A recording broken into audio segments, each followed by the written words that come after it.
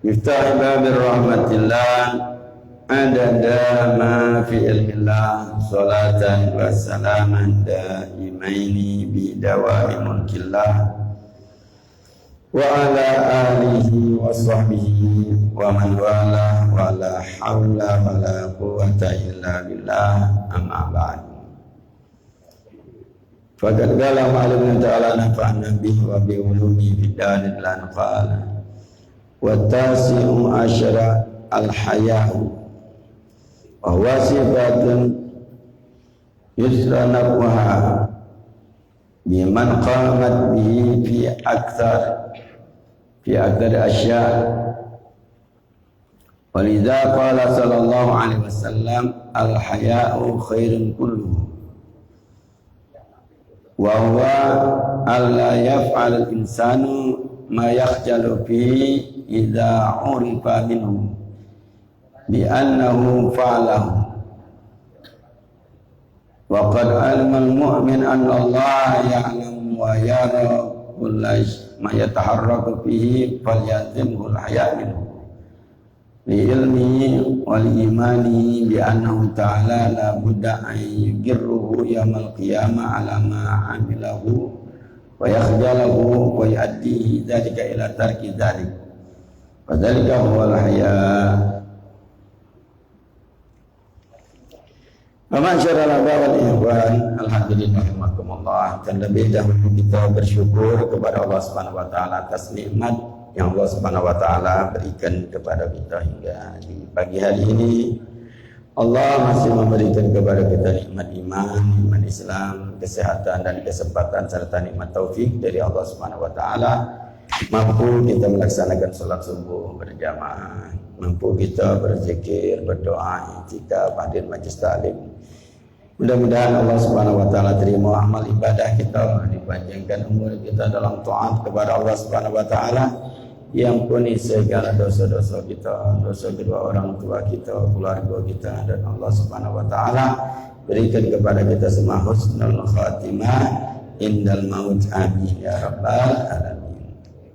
Dan senantiasa kita bersalawat kepada junjungan kita, suri tauladan bagi kita, penunjuk jalannya kita, Nabi besar Sayyidina Muhammad sallallahu alaihi wasallam beserta keluarga dan para sahabatnya. Hadirin yang dimuliakan Allah Subhanahu wa taala, melanjutkan di dalam kitab Syu'bul Iman, yaitu iman yang ke-19, Tasi asyara al-haya'u, yaitu rasa malu. Wa huwa sifatun yasunnakuha biman qamat bihi fi aktsal asya', yaitu ini sifat yang mudah untuk mendapatkan manfaat, kebaikan manfaat bagi yang betul-betul mendirikan atau melakukan sifat malu ini. Manfaatnya sangat banyak dan mudah. Walidha, dikarenakan itulah qala sallallahu alaihi wasallam, Rasulullah sallallahu alaihi wasallam bersabda, al-haya'u khairun kulluh. Rasa malu itu kebaikan seluruhnya. Jadi rasa malu mendapatkan kebaikan seluruhnya, maka mudah untuk kita mendapatkan manfaat yang banyak kalau punya sifat malu ini. Wa huwa alla yaf'al al-asya insan ma yakhjal fihi, yaitu rasa malu ini adalah seorang itu tidak melakukan sesuatu yang membuat dia goncang. Idza urifa minhu, kalau diketahui hal tersebut, bi anau falahu, sungguhnya dia melakukannya. Jadi rasa malu itu dia tidak melakukan sesuatu hal yang membuat dia gelisah, goncang ketika diketahui bahwa dia melakukannya. Itu rasa malu. Jadi kalau tidak melakukan sesuatu yang membuat dia goncang, gelisah ketika diketahui dia melakukannya. Itu rasa malu. Jadi kalau melakukan apa? No, dia melakukan mana? Itu gelisah kalau diketahui wong. Itu adalah rasa malu. Nah, sedangkan dikatakan waqad alimal mu'min annallahu ya'lamu wa yara kullama taharfi. Sedangkan orang mukmin itu mengetahui bahwa meyakini Allah Subhanahu wa taala mengetahui dan melihat segala sesuatu yang bergerak, sesuatu yang terjadi. Allah tahu. Jadi kalau ada malu dijingok wong gitu gelisah, nah, itu ada rasa malu. Sedangkan orang mukmin itu tahu Allah mengetahui kalau Allah nyingok. Nah, maka kalau ada sifat malu ini pasti dia akan baik kan? Allah tahu nak melakukan malu dijingok Allah. Malu dijingok. Maka kebaikan seluruhnya ada rasa malu. Ada orang misalnya bermaksiat, apalagi bermaksiat. Hal yang misalnya Allah ketahui baik, sesuatu yang tidak disenangi Allah, kalau dia punya rasa malu, dia akan melakukannya. Maka dari situ fal yazamul haya' minhu. Maka harus malu dengan Allah. Jadi iman di sini adalah sifat malu itu seperti itu. Kalau misalnya kita dengan manusia, baca kita tutupi.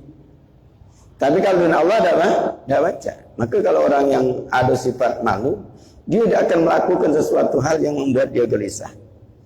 Malu dengan Allah. Maka seorang mukmin itu harus lazim dia malu dengan Allah Subhanahu wa taala, karena Allah mengetahui apa yang kita lakukan. Maka dalam hadis al-haya'u minal iman, malu itu ada bagian daripada keimanan. Syubul iman yang ke-19 itu rasa malu itu. Tapi kalau tidak ada rasa malu, sudah. Orang itu melakukan apa baik karena memang tidak ada rasa malu. Ketika dia melakukan berbagai macam perbuatan itu maksiat, kan ada malu. Kalau dia ada malu, rasa malu tidak akan maksiat. Maka pada saat orang bermaksiat itu, berarti dia pada saat itu rasa malu. Kalau ada rasa malu, tidak akan dia bermaksiat kepada Allah Subhanahu wa taala. Dijingok Allah. Disaksikan. Gitu kalau misalnya disaksikan oleh wong tua kita atau orang yang kita hormati, orang yang kita segani. Dah kalah kita melakukan. Weh, malu dijingok sian. Malu dak lemahlah. Kan dengan wong kita. Kita nutupi dengan wong itu supaya tidak dijingok wong. Karena ada rasa malu. Tapi kalau kita rasa malu itu kita sandarkan kepada Allah, nah itulah kita perbuatan kita itu baik kalau kata Nabi al-haya bayan itu kebaikan seluruhnya khair pun baik kalau rasa malu itu ketika ada di dalam diri kita. Nah kita sekarang ini karena ada rasa malu, cuman itu tadi kalau kita kadang-kadang malunya dengan manusia. Itu yang beda iman itu adalah ketika pada saat dia malu karena Allah. Jadi kalau misalnya nah hadir majlis taklim ai malu dengan siapa? Malu dengan wong. Nah itu tidak bagus, malunya bukan iman, malunya itu dengan Allah Subhanahu wa taala. Jadi kalau kita lakukan pagi ini bahwa kita kalau kita tidak bersyukur sebenarnya malu. Malu dengan Allah. Allah sudah nunjuk kita nafas. Allah Subhanahu wa taala sudah nunjuk kita hidup. Allah sudah baca menggerakkan badan kita bangun tidur. Malu kalau tidak bersyukur. Tidak terima kasih kan? Malu. Maka Nabi sallallahu alaihi wasallam menganjurkan pagi-pagi bersyukur. Alhamdulillahilladzi ahyana ba'da ma amatana wa ilaihin nusyur. Doa bangun tidur. Supaya kita bersyukur. Kenapa? Kalau yang imannya bagus, rasa malu dengan Allah. Kita sekarang berpakaian. Kenapa kita tidak ada Misal telanjang, tidak pakai baju. Dari rumah pergi masjid Darul Muttaqin, tidak pakai baju. Malu. Malunya dengan siapa? Nah, ini dengan siapa? Ya kalau kita ni kadang-kadang malu itu hanya terbatas dengan manusia. Malu dah lemak jingga orang dia kata ibu. Nah, itu rasa malunya. Kenapa tak pakai baju? Sedangkan kalau misalnya kita secara syariat, hukum solat, yang penting kita ini nutup aurat. Baina surah wa rukbah, antara pusat dan dengkul. Tapi kenapa kita sekarang tidak melakukan itu? Karena kita masih ada rasa malu. Malu dah lemak di jingga orang. Tapi kalau orang yang malunya karena Allah, malu aku. Karena Allah nunjuk aku nikmat banyak, pakaian ada, pakaian yang bagus, pakaian yang pantas ada. Ngapa tidak pakai? Kecuali dak katiknya. Dak katik ada itulah. Kalau kita sudahlah, baju cuma ada sikoknya lah. Malu nak metu ke masjid, main baju ini. Dulu baju ini lagi, sikok tu lah baju. Malu dengan orang jingok, orang agak keandat. Berganti baju apa? Kalau orang malu dengan Allah, dia tak ada peduli dengan orang. Justru kepada saat karena dia ada itulah. Yang sahabat Nabi SAW, baju sikok itulah. Solat berjamaah terus. Tetap baju tampil-tampilan tak kata cerita, yang penting bukan karena manusia. Tapi kalau karena Allah Subhanahu Wa Taala, itulah namakan iman. Jadi rasa malu itu ada. Cuman kita ini malunya itu karena apa? Nah, sedangkan kalau manusia baca itu tutupi, kadang nyengok, kadang tak nyengok, kadang tahu, kadang tak tahu manusia. Tapi kalau Allah senantiasa mengetahui, senantiasa nyengok kita bertingkah laku. Makanya orang yang baik itu para solihin, mereka kan rasa malunya ni sempurna. Dan kalau mereka melakukan suatu hal yang dijingok Allah, membuat dia gelisah. Jadi itu rasa malu ketika kita tempatkan kepada Allah, dikanokan Allah, itulah yang dinamakan adalah bagian daripada keimanan. Sebab bahasa malu ini banyak digunakan yang lain. Bayu solat, malu. Malunya karena manusia, ada malu itu memang. Tapi karena manusia, tidak bagus itu malu. Bukan dari iman. Nak berbuat baik, malu. Malu juga, malu dengan manusia. Malu aku. Nah, malunya dengan manusia itu yang tidak bagus. Tapi kalau malu karena Allah, itu bagus. Tapi orang yang masih punya sifat malu ini, masih dikatakan bagus. Kalau sudah hilang, na'udzubillah min dzalik. Fa'idza lam tastahi fasna masyita. Kemanggulan Nabi sallallahu alaihi wasallam menyatakan, kalau kamu tidak malu, berbuatlah sekehendak kamu. Itu orang yang berbuat sekehendak dia, tak katik malu lagi dia. Maka yang tak katik malu lagi dengan tak berbaju nak acung dengan manusia, tak ada manusia katik malu lagi. Biji ngak orang tersegar. Maka dia melakukan hal apa baik karena tak katik malu lagi. Sayyidina Abu Bakar Siddiq radhiyallahu anhu, beliau termasuk sahabat yang tidak pernah minum, tidak pernah mabuk. Tidak pernah mabuk dia. Sedangkan di zaman jahiliyah itu, khamr ini pecah banyu putih di rumah. Ada kalau orang biasa. Sayyidina Abu Bakar termasuk sahabat Sayyidina Utsman bin Affan, sahabat yang tidak ada menyentuh hal ini. Jadi kalau setelah Islam jelas sahabat ketika meninggalkan Allah ketika larangan. Nah, sebelum Islam dia melakukan banyak. Sayyidina Abu Bakar termasuk yang tidak pernah menyentuh. Ketika ditanya ngapa kau tak galak minum, tak galak mabuk misalnya. Biasa ini. Katakan apa? Aku tak galak dijingok wong, aku nyaksikan wong mabuk itu dimainkan wong.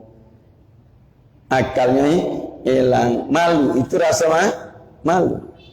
Rasa malu hingga mencegah. Malu dijenguk wong itu. Wong mabuk hilang rasa, akalnya kan hilang. Kalau akal hilang, rasa malunya hilang, dah kata.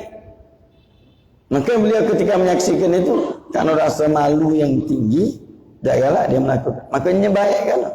Sifat masih ada rasa malu. Sama seperti ada orang ketika masih ada rasa malunya, walaupun misal malu ini tidak bagus dia dari kanun manusia, cuma masih bagus di situ ketika masih ada rasa malu. Nah lewat di situ ada orang kami majlis taklim tahan mentas misalnya kan, ada rasa malu. Itu masih rasa malu ini masih ada namanya penghormatan. Ay malu lewat situ. Ada majlis itu. Waduh orang tahlil itu dalma aku pakaian ini. Walaupun benar tidak ada apa-apa itu karena malu teman. Tapi masih bagus karena masih ada penghormatan terhadap suatu kebaikan. Tapi kalau sudah ada katik lagi rasa malu, itu sudah terjadi. Ketika musik-musikan, organ tunggal, azan zuhur, dah katik lagi, rasa malu, lanjak kenyang, katik lagi rasa malu. Jadi kalau ada rasa malu masih mandang, oh jangan azan, oh itu baik, ada wong pengajian, ada wong tahlil, masih rasa malu. Bagus masih.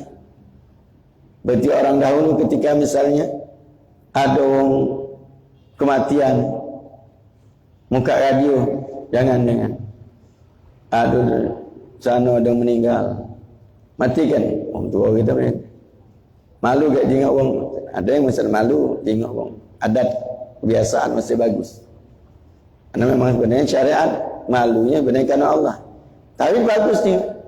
Ketika orang itu pada saat melakukan suatu hal, perhatiankan wong, walaupun karena wong ada sifat malu ini, tidak lama didengar wong kaget, jangan ada meninggal, masih ada rasa malu untuk melakukan hal itu.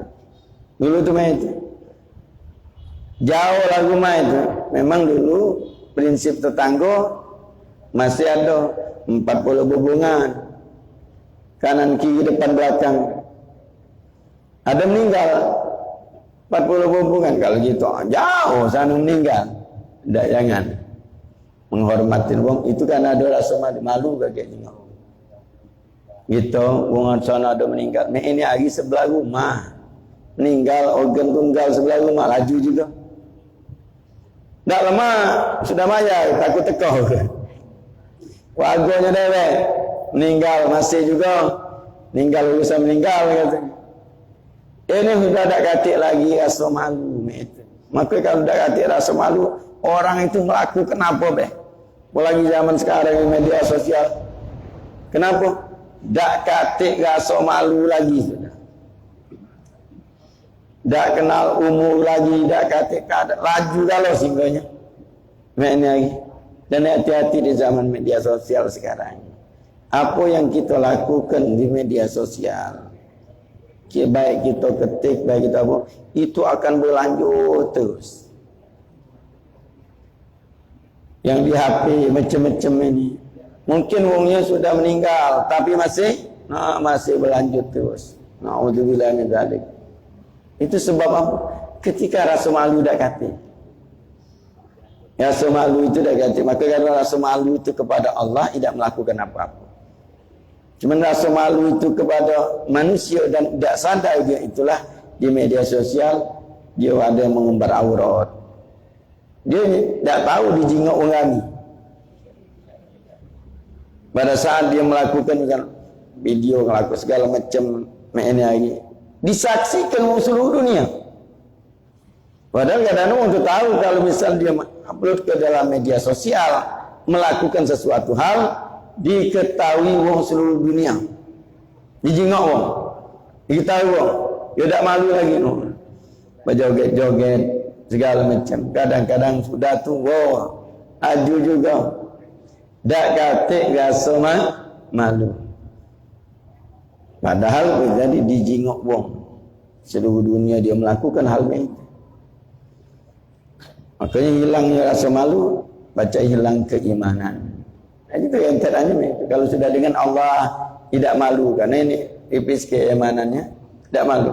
Kayak ujungnya hilang juga rasa malu dengan manusia. Jadi kalau masih ada rasa malu dengan manusia masih pemalu dak lemak. Dak lemak dijengok ustaz, dak lemak dijengok orang tua. Masih rasa malu, masih terjaga adab.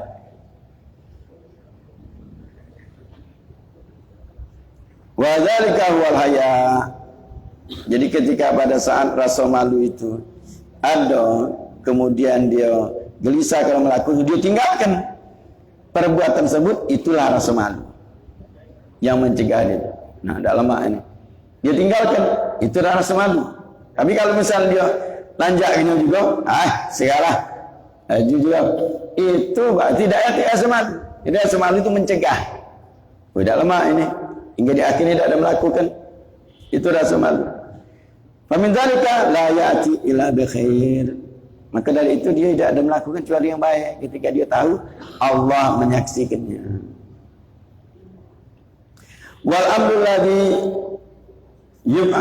yab'adul 'abd 'ala al-haya' min Allah ta'ala huwa an ya'lama ilma khudur anna Allah 'ala kulli syai'in qadir wa 'ala kulli syai'in syahid. فإذا أشغل العبد قلبه بهذه المراقبة حتى اعتادها لازمه الحياء من الله تعالى ألا يقول قولا أو يفعل فعلا لا يرضى الله تعالى. Maka ketika seorang hamba itu bangkit dalam dirinya itu rasa malu kepada Allah Subhanahu wa taala, dengan dia pengetahuannya cara hadir sesungguhnya Allah Subhanahu wa taala atas segala sesuatu maha mampu. Allah Subhanahu wa taala menyaksikan segala sesuatu. Allah Subhanahu wa taala mengetahui segala sesuatu hingga seorang hamba menyibukkan hatinya dengan hal ini. Dia merasa dekat dengan Allah Subhanahu wa taala hingga terbiasa akhirnya dia. Terbiasa rasa malu ini melekat padanya, maka dia tidak berucap, tidak melakukan suatu perbuatan kecuali yang diridhoi oleh Allah. Untuk para aulia itu rasa malunya itu tinggi. Malu tidak sholat, jinggo Allah. Allah sudah berbuat baik dan gitu Allah Subhanahu wa taala memberikan nikmat. Seperti tadi kita bangun tidur, tinjau Allah Subhanahu wa taala kita napas lagi. Digerakkan masih baca badan kita, tinjau kita kesehatan. Tidak sholat, malu dengan Allah Subhanahu wa taala. Ketika dia rasa malu itu tadi ada sholat, hilang rasa malunya pada saat itu. Sudah dijaga Allah Subhanahu wa taala baik luar biasa, nikmat yang banyak. Allah ngongkon sholat, tidak galak sholat. Tidak dengan manusia yang ini tidak katik malu. Sudah dibuat baik oleh wong, dinjuk wongnya, hidupnya ditanggung wong. Yuk tiap hari digari, dinjuk, duit segala macam. Dia perhatikan luar biasa wong ini. Nah wong yang mati kata minta tolong. Sini ada tolong dah. Ngapa tolong? Minta gesekan gobok pergi. Dia wangi gesekan gobok dikit. Ada lah. Wong lain mungkin yang wih kata malu nian wong ini. Sudah dinjuk baik, wong minta tolong sedikit wangi. Tidak galak. Itulah wong katik malu. Sudah wong perhatikan wong baiknya luar biasa, minta tolong dikit kau tak galak. Nah begitulah Allah Subhanahu wa taala. Allah nunjuk nikmat segala macam nikmat banyak, tapi minta dikit. Itu juga untuk kita. Salat itu untuk kita. Puasa itu untuk kita. Allah nak pengen buat baik, nambah kebaikan lagi. Diperintahkan Allah, dilarang Allah untuk kita, tidak melakukannya kita. Perintah Allah, larangan Allah kita lakukan. Itu tak katik malu. Makanya kalau kita terus rasa malu ini, maka paling mudah sebenarnya. Kata Imam Nawawi tadi, paling mudah untuk mendapatkan manfaat kalau rasa malu ini ada pada diri kita. Mudah untuk kita mendapatkan kebaikan. Dia tanya pada diri, malu dengan Allah. Malu dengan Allah itu baru dinamakan iman. Semakin kuat rasa malunya, makanya mereka para solih tidak melakukan yang makruh. Kalau dari segi hukum makruh tidak apa-apa. Tidak melakukan apa? Malu dengan Allah. Ini tidak disenangi Allah. Maka mereka niatnya lagi tidak kata. Berapa banyak para salaf menyatakan mafa'atu makruh wala hamamtu bihi. Aku tidak pernah melakukan yang makruh dan tidak pernah berniat melakukan yang makruh. Kenapa? Karena rasanya malu. Mana berniat melakukan tidak benar? Allah tahu. Berniat melakukan sesuatu yang tidak disenangi Allah. Walaupun dari segi hukum makruh itu tidak apa-apa. Karena malu tingkat tingginya luar biasa. Hebat hingga terjaga. Tidak melakukan apalagi yang haram. Berniat tidak. Kenapa berniat? Tidak berniat melakukan yang makruh. Karena Allah tahu di hati seseorang. Dia tahu, yakin orang mukmin yakin Allah tahu apa yang diniatkan, apa yang nak dia lakukan. Allah tahu. Malu untuk berniat yang tidak benar. Nah kita berapa banyak kesalahan-kesalahan kita. Karena terkikisnya di dalam diri kita kadang kita tahu di zaman sekarang ini rasa malu itu terkikis mulai. Maka ditanamkan dengan anak-anak kita keluarga rasa malu ini. Rasa malu ini bagus. Hingga ketika ada kata rasa malu ini tadi hilang rasa malu hingga akhirnya melakukan segala sesuatu hal yang dimurkai oleh Allah Subhanahu wa taala. Bukan lagi yang makruh, yang haram dilanjutkan. Maka dahulu sangat dididik dengan rasa malu ini. Itu dididik rasa malu yang kuat oleh para salaf kita, pendahulu kita. Habis sekarang dihancurkan tatanan ini hingga akhirnya dihilangkan rasa malu. Rasa malu hilang, sudah melakukan segala sesuatu hal sangat luar biasa sekarang ini.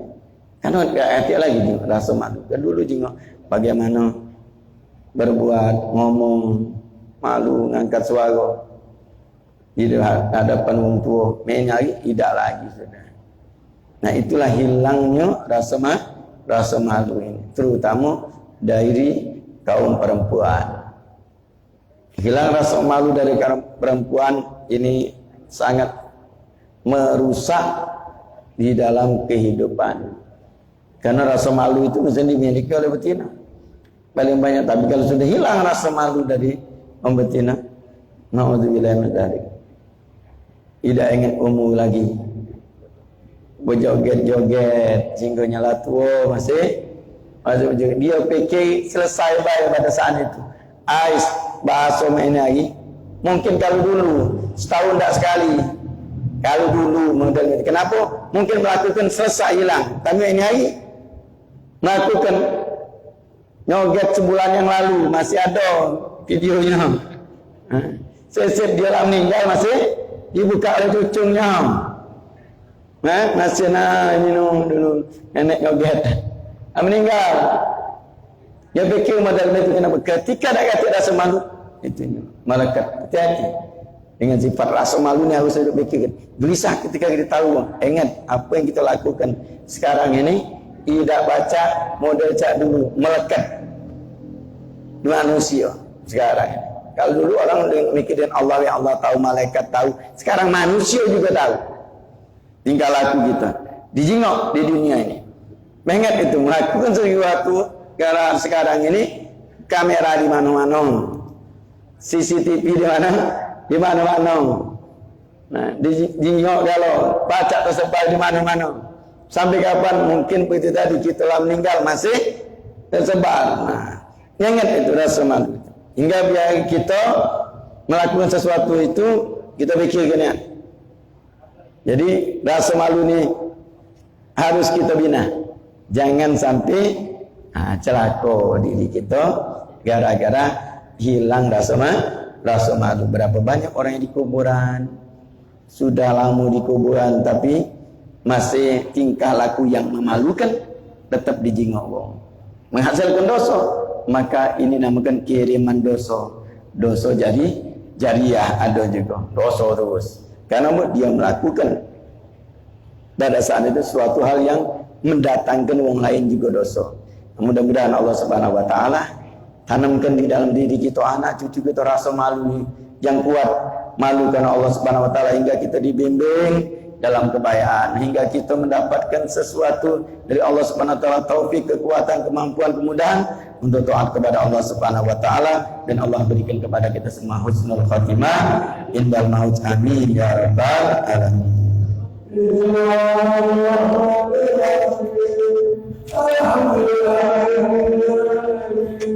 Allahumma shalli wa sallim wa ala